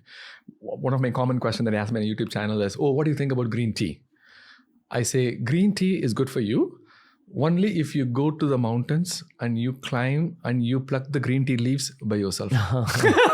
In terms of weight loss, you're saying? In terms of weight loss. So they think that green tea is one of the biggest remedy, right? Like all these fancy. Yes, green tea is good, but it has to go along with all the other things as well. I forgot the active molecule in green tea. Catechinins. Yeah. And I remember making a video very long back for BeerBiceps about green tea. My research told me that for those... What catechinins? For those to work, you need to have 23 cups of green tea in a day. Then they'll actually cause weight loss. Good luck with absorbing all that caffeine, all that diuretic. Correct. All these things are fads. Again, it boils down to the basics. Correct. Do you want to talk about complex carbohydrates and simple carbs? Like, again, I'll give you my lifestyle. I avoid maida as far as possible. Like flour, anything that's made out of flour. That's my second biggest villain after sugar. Always. It's been that way for me and it's worked well for me. I don't mind whole wheat, though they say that in the modern even whole wheat isn't too healthy. That's the narrative I've heard. That's not true. I'll take that back. Okay. Yeah, that's only true in certain patients where there is a disproportionate of good gut bacteria. People are going crazy on this gluten-free thing. You need to dial down a little bit. Gluten-free has become such a big health hack. Yeah, I think when you go gluten-free, you're avoiding maida automatically, and that's why people are associating and sugar. The actual narrative about gluten-free is the celiac disease. If you have celiac disease, then it affects you. But the incidence is extremely low. And the biggest thing why people are getting better at the gluten-free diet is because most of the people have underlying irritable bowel syndrome, IBS. So IBS happens. IBS is a disease, irritable bowel syndrome, which means your bowel is very sensitive. Okay. And which essentially means, or what we discussed so far, bad bacteria is so high, good bacteria is low. That's why it is very sensitive. Right? Years of abuse. So you have IBS, right? So what happens is this, when you have IBS, you are very sensitive to certain foods. When you take wheat, barley, rye, it also comes along with something called fructans, Fructans, fructans. And that fructans is extremely stimulating the sensitive gut. So when I see a patient with IBS, I say, avoid fructans. And they say, avoid fructans. Then I cannot eat gluten. Then go gluten-free. So many of these people who are getting better on gluten-free has this subtle IBS going on because all the factors that we talked about in their modern lifestyle has not been fixed, and they go gluten-free and they get better. This is not celiac disease at all. Okay, only in a minority maybe celiac disease. Yeah. Where I was coming from about whole wheat not being as healthy as it was something I think that Abhi and New told me. Abhi and New are content creators from India, very well researched work, etc. They said that basically the top soil layer in Punjab, where most of the country's wheat is grown, is devoid of the bacteria it used to have. Therefore, all the benefits that we associate with whole wheat may not be present anymore. So I think the more broken down version of that argument is it's still a complex carbohydrate which takes time for your gut to absorb, but it doesn't have as much of the nutrients as it used to have 100 years ago. Could be. So in my practice, in Sacramento where I practice, there are lots of Punjabi community. Lots of Punjabi. Everybody has gluten allergy or celiac disease for some reason. I don't know why. That doesn't make sense to me. But what is the logic? So I think that few people might have this IBS, what we talked about, but there might be a slight incidence of actual celiac disease as well. Increase in the autoimmunity, especially in Punjabi community, where I'm not making this up. For generations they've had wheat. So I think there is some change in this. You remember the inflammatory cascade that we talked about? I think that has to do something with that, right? So it has to be the immune system lining the gut might be super stimulated, and then starting to generate antibodies against wheat and damaging the small intestine so it doesn't get absorbed. So there is slight trend in that for sure. Can I throw googly at you? We had a genetic scientist on the show who said that there's too much inbreeding in a lot of communities in India. That's actually a problem. And that's leading to like immune diseases. Inbreeding means? Means when you're marrying a woman or a woman is marrying a man, you need to check the genetic compatibility in the modern day. If genetic compatibility tests are available, go for it. Because you don't know if 7 or 8 generations ago, you guys shared an ancestor. So if that ancestor has been shared within 8 generations, which is actually a long time ago when you think about it, it's like 300 years. You don't know if your great-great-great-grandfather and her great-great-great-grandmother were actually siblings. You don't know. That's just how... So you're talking about consanguineous marriages, like marrying between family. Yeah, but over 8 generations. I see. He said that in India, this is a much more rampant problem than people would assume. Because you would assume that you're just seeing a girl, you're meeting someone for arranged marriage, whoever she is, you don't know. But you don't know where you've been related to in the past. So it's healthier to marry someone from another state, ideally. Other country. Yeah, other countries even more even better. Can I share my personal experience here? Sure. So you see this, my finger? Yeah. This finger is short. Okay. Show it to the camera. This finger is short. Hi. So this, I have, my father has it, my grandfather has it, and my grandfather's father had it as well. So it's a generation. When I was born with it, I was like, this is great. I mean, people think that was special. And that's why my mom used to say that, I excel in studies because of this finger, because of genetics thing. I don't think it's true, but but what happened was I married, it was an arranged marriage, married my wife, and she was in the same community. Okay. But we were not like first degree relatives, second degree, nothing, but it was the same community. We looked at the astrology and everything. And we had so much difficulty in conception. Okay. So we had 7 miscarriages.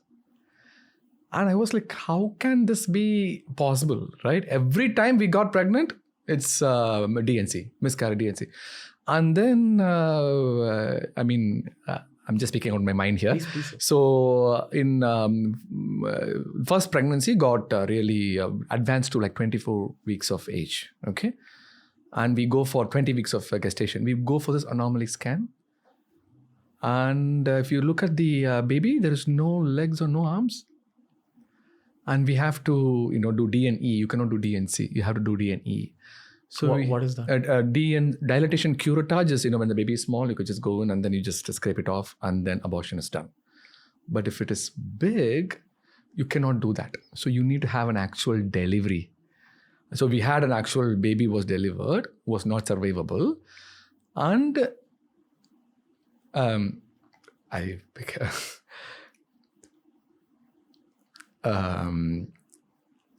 Yeah, thought Appreciate you opening up. Can't imagine. So anyway, we said, I think it's very important. It's very important for people to know. So this baby we sent for analysis. I was like, what is going on? So then we figured out that I share a gene with my wife, same gene, and that I have this. So I have this, the gene was associated with this defect. Okay. And the same gene was present in my wife as well. But she doesn't have any this defect at all. And that girl baby had this gene from me and that gene from her, and both together, boom. It was something called Grebe syndrome, where there is no legs, no arms, the heart and lungs didn't develop at all. So then I realized that there is something more deeper to it. So I analyzed, that was my way of dealing with that at that time. Now we are very healthy. I have 2 healthy kids. But at that time, that was my way of dealing with that frustration, is to do research, to find more about it. How can this happen to me? What did I do wrong?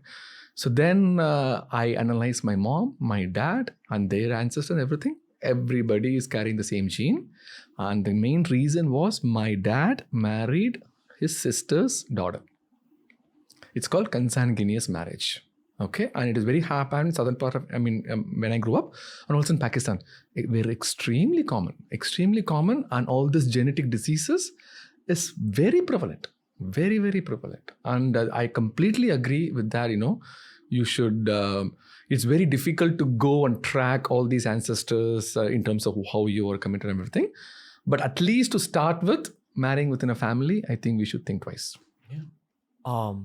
Appreciate you opening up a lot on the. I know it must have been very difficult, and it takes a lot of emotional strength to talk about this on a public platform. Yeah, I know.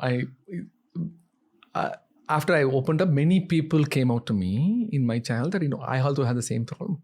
Many people, and there is a skeletal registry in UCLA where I'm now a volunteer and I'm one of the medical doctors as well. I take all these cases and then sends the analysis because it's very rare. And if we can create a genome and then we can find out, hey, this people is at risk, we can figure out. And all this CRISPR technology is available. We can make sure that what I experience should not happen to anybody else.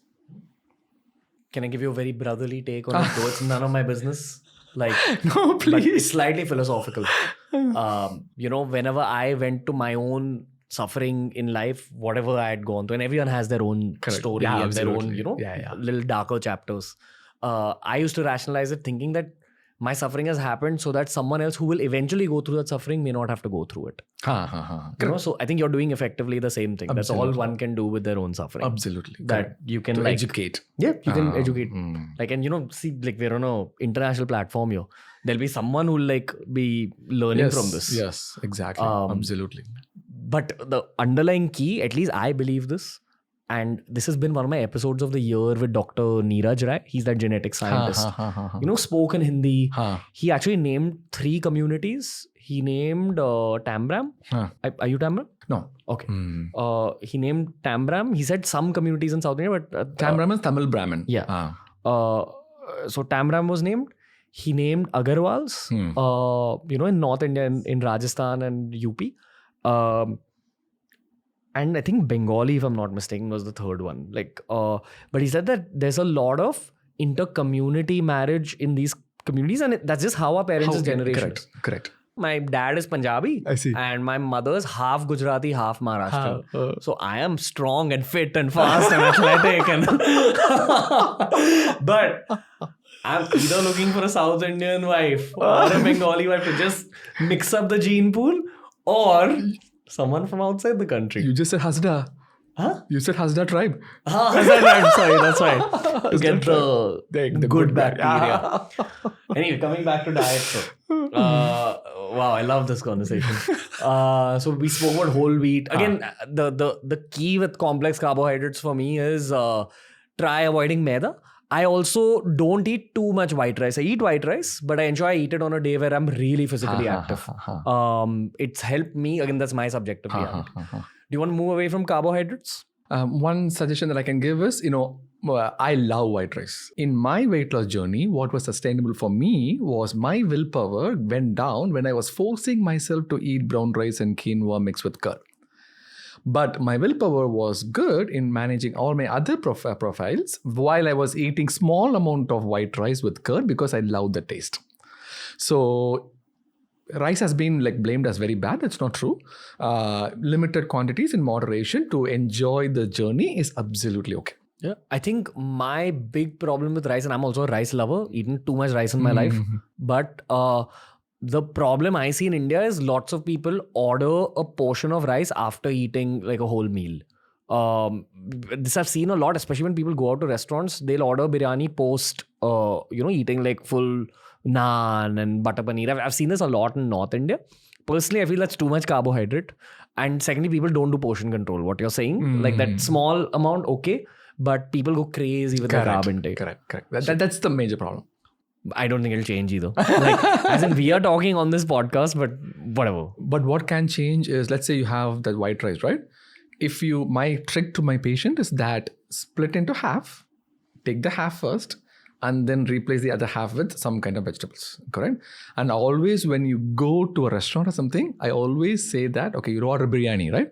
We know that restaurant biryani is going to be high calories and we know that, but we still go because we like the taste and everything. When I go to a restaurant, when I order a biryani, I will eat biryani. It's not that I don't eat it. I always get a to-go box first. I open it. When the biryani comes, I split it into half, put it in the box. And then I use it later, especially late at night. I don't eat it at night at all. So I did a reel on it. I got a really bad thing from that. How can you do this to biryani? Biryani is my emotion. Well, biryani will be your emotion 30, 40 years from now as well. When you're on a hospital bed. Anyway, now in this section, I spoke to the sweet Pavam Tamil boy in you. Okay. Now you have to speak to the dirty Punjabi in me. Let's talk about alcohol. Oh my God. I've stopped drinking about 5 years ago. That's for my yoga and all that. Okay, good. How does alcohol affect gut health? That's the best thing that happened to you 5 years ago. That's the best thing happened. Alcohol is very bad for your gut health. Okay. That's number one.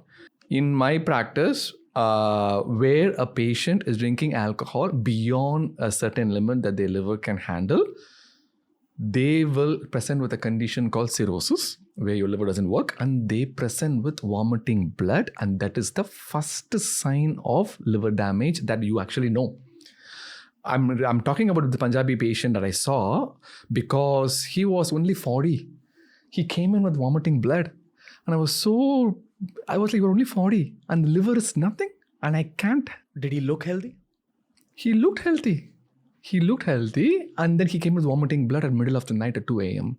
So I went there, I put this rubber bands around this esophagus where, it is bleeding. It's cool. But it go in and then all I saw was blood. I put a scope inside the esophagus. All I saw was just blood pouring because the liver is not working. All the blood is just backed up and the esophagus blood vessels are not able to hold up anymore. Just ruptures. 1 second. So your liver processes the alcohol when you drink alcohol. Correct. Right? Correct. As in you have different juices or different liquids that digest different food items. Correct. For example, I think fat is digested by bile. Correct. Etc. It is secreted by your liver as well. Okay. The liver processes alcohol. Correct. Liver actually detoxifies everything. Detoxifies. So alcohol is effectively poison for your body. Correct. And your liver is noticing that it's poison, processing it. Now, in that process of processing it, your liver is deteriorating. Correct. Now, if you do this regularly over the course of 40 years of your life or even 20 years of drinking, correct. Over time, your liver becomes weak. Becomes shrunk. That is what cirrhosis is. It has lots of scar tissue because it's not only detoxify. Liver is also having only certain amount of capacity to detoxify. And when it is more than that, it starts forming scar tissue. We call it as fibrosis. And there are stages 1, 2, 3, 4. It doesn't happen overnight. It takes at least 7-10 years based on the dosage of the alcohol as well. So the key thing I'm trying to say here is that people think that social drinking is okay. Social drinking, when I grew up, if I drink alcohol, If my father knows that I drink a sip of alcohol, I'll be outcasted from the community. In US or even now, if at any get together, if you say I don't drink alcohol, they're coming to you and then saying, is everything okay with your health? Nothing wrong, great. And in terms of social drinking, we have crossed the line, I guess. I think it's high time that we pull it back down and then say that liver is also an organ that cannot keep on saving you for the rest of your life. You want to know something naughty that I notice with people my age? People nowadays don't prefer drinking alcohol. Even smoking cigarettes is reducing a little bit, but smoking weed has increased a lot. In all urban cities, I see this a lot. I think people are very aware that, effectively, I see a lot of people my age leaving alcohol because everyone knows it makes you fat. And everyone knows these things about liver damage and all. Also, with alcohol, I'm coming to you as a former drinker. What happens is you, even if you've drank a lot, you lose, usually, at least with my circles, I've seen that people lose the interest in alcohol. Because they just realize the damage it's causing to the body. This is not everyone, but many people. I barely have any friends who drink every week now. But that wasn't the case when I was in college. I used to also drink every week. It's just how urban India is. In addition to alcohol, the non-alcoholic problem also contributes to the liver problem. That is where I'm saying that there's 2 B's. Beer and biryani and belly. 3 B's is your underlying problem for liver disease. So when you drink alcohol, you're just not going to drink alcohol. You're going to have side dish.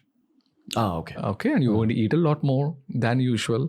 So there is excess calories, more belly fat, and there is another disease called non-alcoholic cirrhosis. Just with extra belly fat, extra obesity, the cirrhosis can happen. And 10 years ago, the leading cause of liver transplant, where cirrhosis, the treatment for cirrhosis is you need to do liver transplantation. There is nothing else. There is no medication I can give you. The treatment for liver, the number one reason for liver transplantation 10 years ago was alcohol and hepatitis C. Now, non-alcohol obesity-related cirrhosis has topping the list. That's why I'm keep on emphasizing the fact that alcohol and non-alcoholic factors both contributes rapid progression to cirrhosis compared to before. Okay. Again, I'll come back to myself here. Because I've made all these videos on BeerBiceps, so I'm kind of relaying a lot of that information as well. Personally for me, and this is not the case for everyone, but personally for me, it was difficult to leave alcohol for the first month. And then every month after that, it becomes way easier. You reach a point where you don't crave it again. You reach exactly that psychological stage that you were before you ever thought of drinking. At age 13, 14, everyone goes to that phase where they say, I'll never drink in my life. And then suddenly college happens and you end up drinking. Some bad friend, influences you. It happens to everyone. It's fine. My own experience was that I lost my craving for alcohol as well over time. And I went from drinking a lot every week to this right now. At social situations now, I have like a fresh lime soda or something. And as long as you're a fun person, it doesn't really matter. I think that's another reason for a lot of people to drink, that they think they're too introverted. Correct. So it helps them open up. Correct. But that's a problem that can be worked on in other ways also. Correct. All in all, again, keeping health in mind and comparing my health to the health of a lot of my friends who've not really focused on these kind of problems. It was one of the best decisions. I'm glad I stopped drinking at 25. There's also a part of me that's glad I enjoyed a lot before 25 because I finished off that craving. But at some point, for the sake of your health, I would personally recommend that try giving up alcohol, reduce it a lot. It really, really helps. And the other tip I can give is, you remember the circadian rhythm that we talked about? Circadian rhythm, sunrise to sunset and all those things. That gets blown out of the window if you drink alcohol at night. So I tell people that if you drink alcohol, drink it in the afternoon. So I propose the US government and also any other government to change the name of nightclub to afternoon club. Wow. Okay. Again, I don't think people will be affected by this information. The ones who want to drink will eventually drink, because these are very personal choices that everyone is entitled to. It's everyone's subjective reality. And truth be told, it's why doctors exist, because people make wrong choices. Correct. Very often. Correct. Go on. No. In this context, I think my goal, let me tell you, my goal is to decrease 30% of my medical business by 2030. If you follow with all these tips, it is going to happen. I will not have business at all. 30%. But realistically? Realistically, I'm going to have more because they're not going to follow. Yeah. People are not going to stop drinking just because you and me have spoken about the benefits of stopping drinking. Correct. I wouldn't have stopped drinking as a 19-year-old listening to a conversation like this. But one advantage that your channel is doing is that you keep reminding them. So maybe they don't go for the second drink. Yeah, perhaps. That is the success. In my channel, I keep focusing on not eating late at night. Every video, I always say, don't eat late at night. So people say that, okay, when they see food at like 9 p.m., they are hearing my voice through the food and then say, don't eat it. So keep on repetitive behavior will change the brain wiring pretty soon. Okay. Next hot topic. Protein. Specifically non-veg, veg, vegan. Good. I love it. Dairy also put in this category. I love this topic. How do we talk about this in a very fast way? I actually don't want to dive too deep because there's a lot of information on YouTube. But what's the 101? Everybody needs protein. Minimum protein requirement, 0.8 gram per kilogram per day. If you are a 60 kilo man or woman is even more important. You need to have 48 to 50 grams of protein per day. And people stay away from protein because they think that too much of protein is going to cause kidney damage. Number one myth is that is not true. For a normal, healthy patient, who's trying to lose weight, if you don't have significant kidney problems, it is not a problem at all. Okay. Then why are we talking about kidney problem? Is when a high protein diet, 1.5 gram per kilogram more than that per day, where your body building and everything. And on the top of it, if you have some kidney issues, then you need to be a little bit careful. Okay. Sure. And the last thing would be vegan versus vegetarian versus animal-based protein. From a gastroenterologist standpoint, I can clearly say that if you are plant-based protein diet, your gut bacteria is going to freaking love you. Really? They will worship you. They will pour love. Thank you so much for giving me the chana. Thank you so much for giving me this rajma. And in turn, it will give you the immunity that you want to fight against infections. So you're batting for veganism. Vegetarianism, plant-based. What about veganism versus vegetarianism? Veganism, in my opinion, I have tried it. It was very difficult for me. But there's no much difference between vegan and vegetarian from my opinion. But then that is what B12 and D3? D3, yeah. So long-term vegetarian diet, vegan diet can go down on B12. But that is something that can be corrected. It is not a severe problem to be worried about. In terms of treatment-wise, there are easy treatment in case if you go into that. What is the treatment? Supplements? B12 supplements, when you go down, 30 days, 60 days, and then you just become conscious about increasing your B12 again through food ingredients. Until then, the problem is in the worst case scenario, if you end up in that bucket, it is very easy to be treated. Okay. For those of you who don't know what we're talking about, basically, when you're going all out vegan, the one thing that out and out is lacking in a vegan diet is B12 and D3. D3 also not that much. B12 is the main thing. What does B12 do? B12 is responsible for your nerves. Okay, so you get some tingling sensation, numbness, and peripheral neuropathy where the nerves are getting damaged a little bit. That's why B12 needs that. Okay. Your nerves need B12. Yes, that is an issue, but that doesn't happen in all people as well.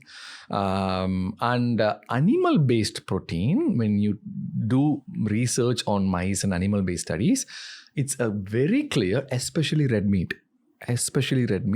there is significant disturbance of gut bacteria where this proportion shift towards bad. Beef, pork, mutton, goat, and even sometimes chicken thighs, because chicken thighs are darker. And because they are standing all the time, they need more dark muscle fibers compared to the chicken breast. So the leaner meat is chicken breast, darker meat is chicken thighs. So red meat, you need the gut bacteria digest, and then the protein is called carnitin, and the enzyme is called phosphatidylcholine. So basically what this does is your gut bacteria doesn't like this. I don't want to deal with this at all. So, all the good bacteria says, I don't want to deal with this, you take care of it. So the bad bacteria gets overpopulated. And there is this enzyme called, I'm talking a lot of biochemical thing, but I think it brings the evidence that brings the fact that there's evidence to it, that the chemical called TMAO, Okay, and that is being secreted by the gut bacteria in the intestine after consuming red meat, and that gets absorbed into the circulation. If you look at all this keto diet and all these people just eat carnivore diet and everything, there's multiple studies showing that this TMAO is the reason for the heart disease. All right.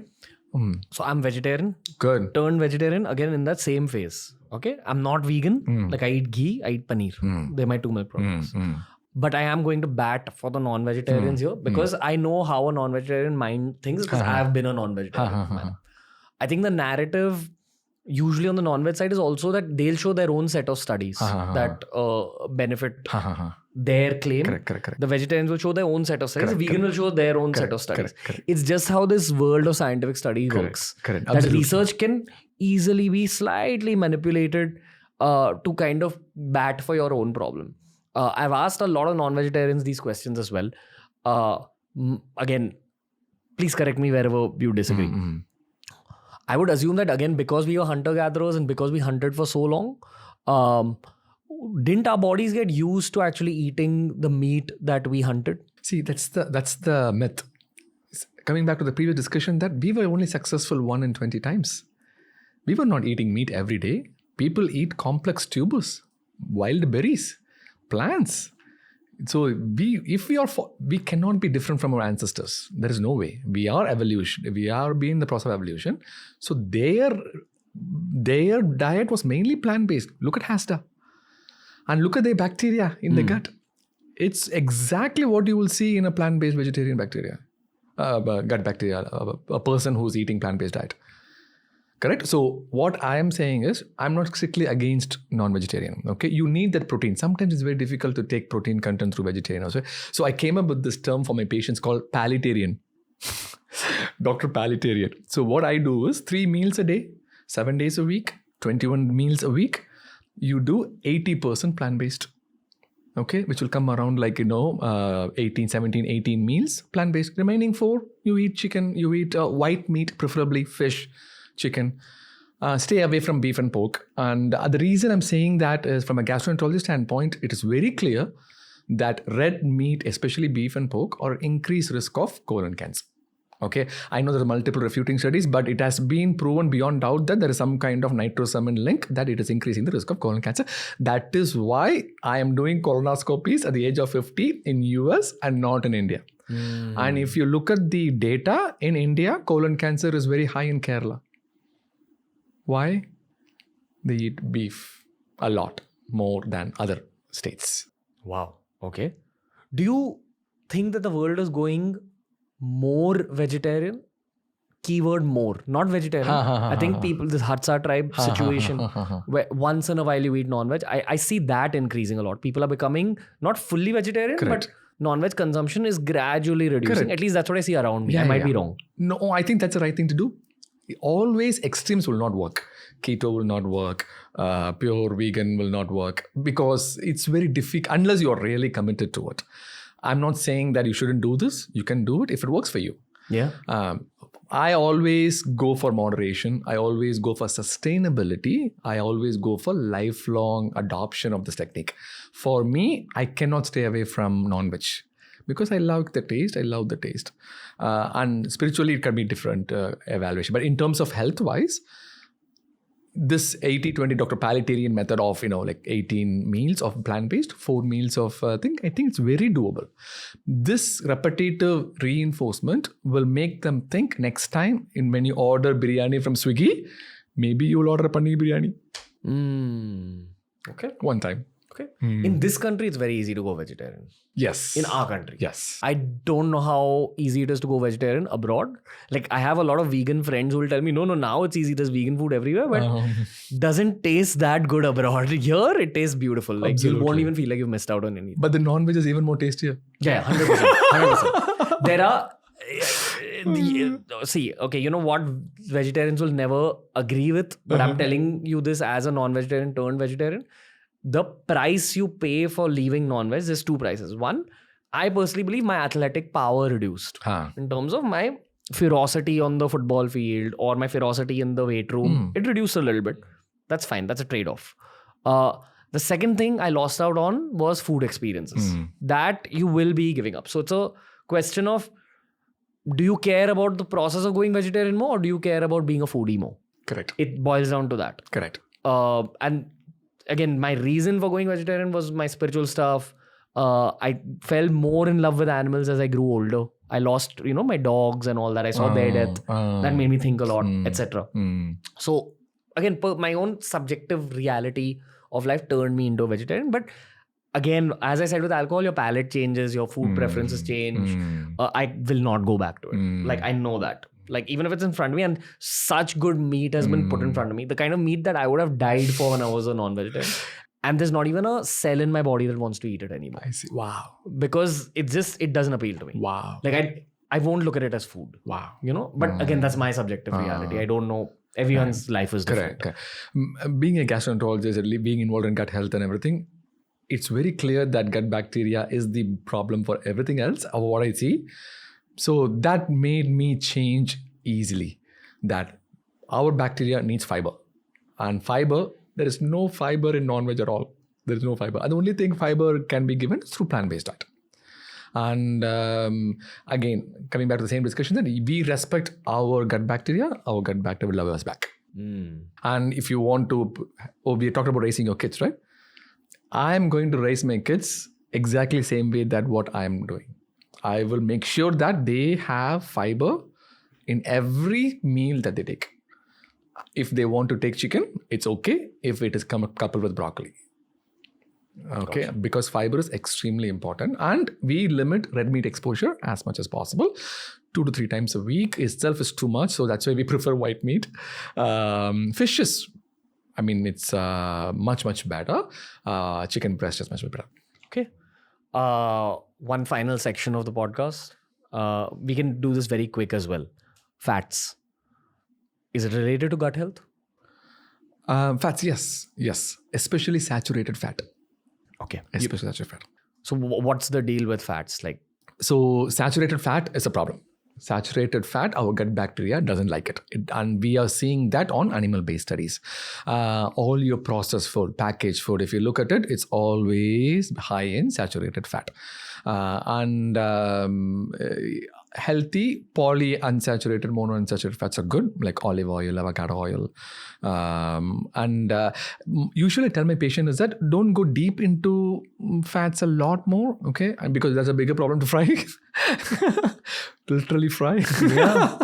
So as long as you're sticking with, like polyunsaturated fatty acids, and then again, talking about avoiding processed food, packaged food, where there is more of saturated fat, I think it'll be okay. Okay. My logic is I keep changing up my fat source. That's even better. Actually, the best case scenario is get all sorts of different kinds of oil. Olive oil, avocado oil, coconut oil, ghee. Everything from different way, not only sticking with one oil, right? Okay. But the key thing is consumption, not more than 500 ml per day. Yeah. You don't actually need that much oil even to cook. Correct. Boils down to the basics again. The more boring your food is, the healthier you will be. It's very dry logic, but it is what it is. Correct. Dr. Pal, that's the episode for today. Wow. Did you have fun? Yes, absolutely. It was so much fun. Is there anything I didn't ask you that you want to mention? You asked so many things. That's good. One thing I can say is that you talked about YOLO, right? You only live your life once. I always tell my patients is that YOLO is okay as long as you are solo. If you have a family, if you have kids less than 18 years of age, it is your damn responsibility to be alive and to be healthy and to become a role model to them so that they become healthy and your job is not done. Dr. Pal, thank you. Something tells me this is not the last time we're speaking. So we'll welcome you back on TRS at some point. Thank you, Ranveer. I had so much fun. Thank you. Love having these conversations with a biology master like yourself. So thank you, sir. Thank you. Bye-bye. That was the episode for today. Absolutely love these medical conversations. Tell me how I could have improved this particular one, but also tell me what other kind of doctors would you guys like to see on the show. I'm constantly looking for new guests for TRS, especially when it comes to the English podcast, because truth be told, we do lack a large number of English guests in our country. That doesn't mean I'm stopping the English podcast. That just means I'm requesting for your help, especially when it comes to the medical fraternity. Please recommend some guests for TRS. We'll be back soon with more health-oriented conversations. keep supporting, keep learning, and keep getting healthier.